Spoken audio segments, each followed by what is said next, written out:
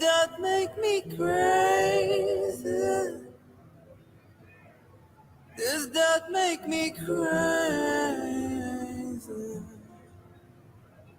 Possibly.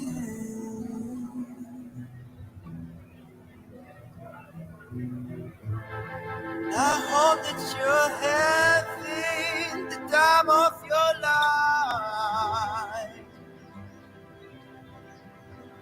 Think twice. That's only advice.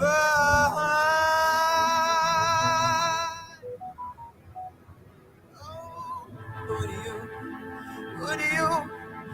you think you are? Oh, bless your soul.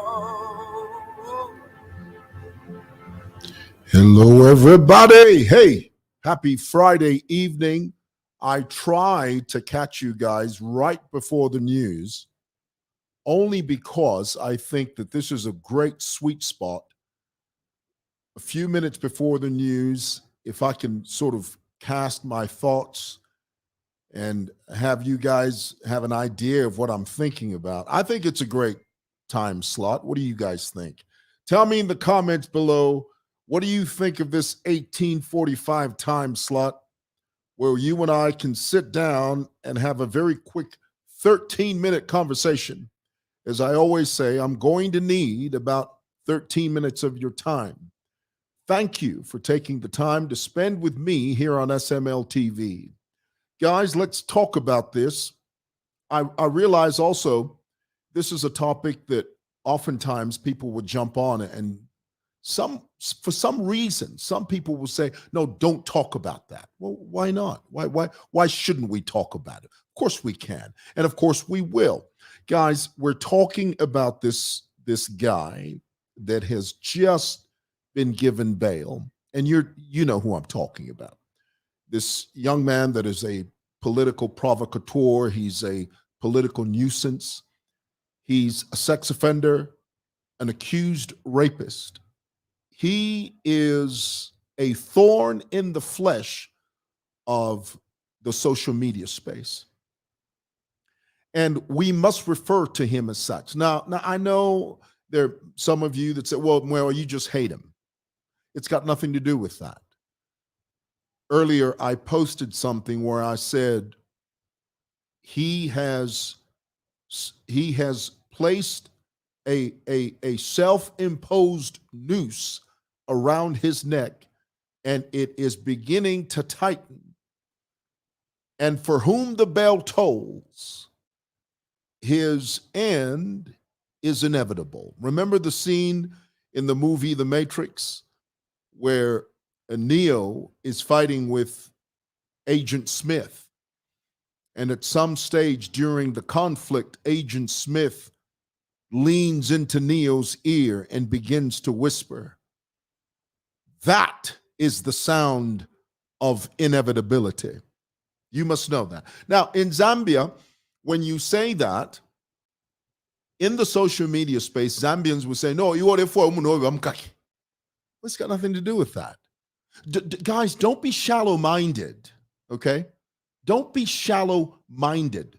Be practical. We're talking about realism, okay? We're not pie in the sky, kumbaya, singing hands, holding hands and singing kumbaya. No, it's about realism, okay? So let me share something with you that I find interesting. Upon Tayali being released today, and he has the right to be released, he has the right to be given bail, okay, because we live in a democratic country. I found it interesting that the people that were in tow, the people that were standing with him right there, hand, fist, and foot, Vaimanyo Mwamba, Vamundubira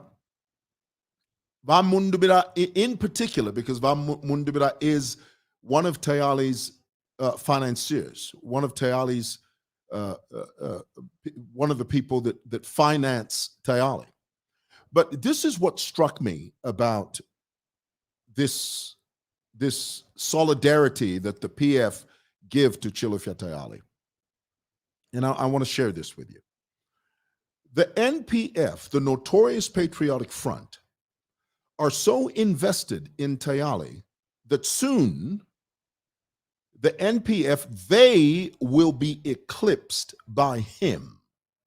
I want that to sink in for a moment. Let that sizzle in your heart.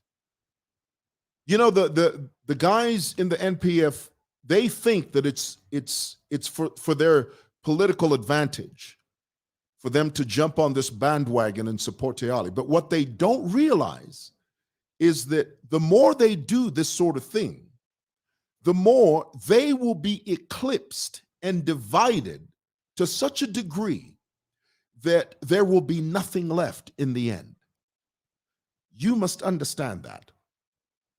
Now, let me explain why Tayali has been on a rampage. Because you know, sometimes many of you say when you're watching him talk, he says the craziest things, the most outlandish things. He paints in broad strokes. Earlier this morning, I posted a video of him saying, "My only goal in life is to get rid of Hakainde Hichilema. I would rather send my wife back to Ethiopia and fight this fight." And he used the word inkondo. He used the word war in reference to the opposition and the disdain that he has for Hakainde Hichilema. He says, "I would rather send my wife back because in this economy, in this environment, I am unable to take care of my wife. So it's better nam tuma back to Ethiopia." And it begs the question, well, if you're going to send your wife back to Ethiopia because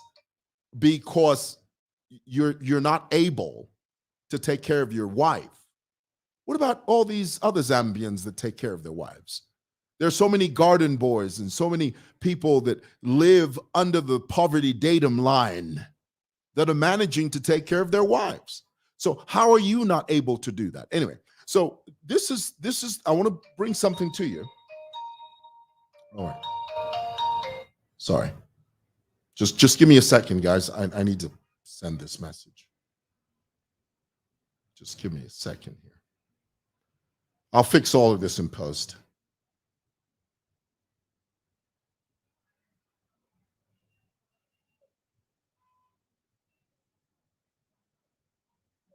There you go.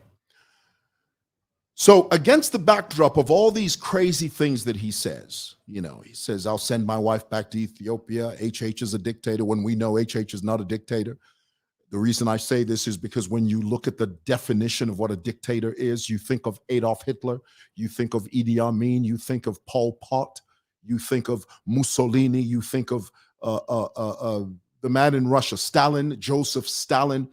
Those are dictators, okay? What's more accurate to say is that you don't like Hakainde Hichilema. That's more accurate to say. It's more accurate for Tayali to say he's angry and upset that the man that he banked on not to be president has become president. That's more accurate to say, not to turn around and paint in broad strokes and say, "No, this man is a dictator." We all know he's not a dictator. In comparison to where we have come from, the hole that we have had to crawl under from the last regime, we know good and hell well that this man, this current president, is not a dictator. But here's the thing. Here's the thing. I want to share this with you. This is why Tayali sounds like a lunatic. Let me explain why he sounds like a lunatic. It's very simple. It's because he knows the end is near. More than 4 cases in court. Do you honestly think that he will escape that noose in this environment? Do you honestly believe that with all of the gargantuan, the massive, the colossal cases that he's facing in court now, do you honestly think that he will come out unscathed? He won't. He's going to be subdued. He's going to be vanquished. The system, the court system, based upon the evidence, is going to land on his head like a ton of bricks. And in the next several months, or a little beyond that. Now, let's be clear, because, you know, in Zambia, when you talk on Facebook, they label you a prophet. No, you've prophesied. And then when you go beyond the time frame you shared, you are a false prophet. Guys, there's no prophecy here. Okay, let's be clear. There's no prophecy. It's just common sense. All right. So with this many cases, and they're big cases, in this environment, you think he'll come out unscathed? He won't. And let me leave you with my last thought here. The House always wins. Keep that in mind. And you know what I'm talking about when I say that. Bye.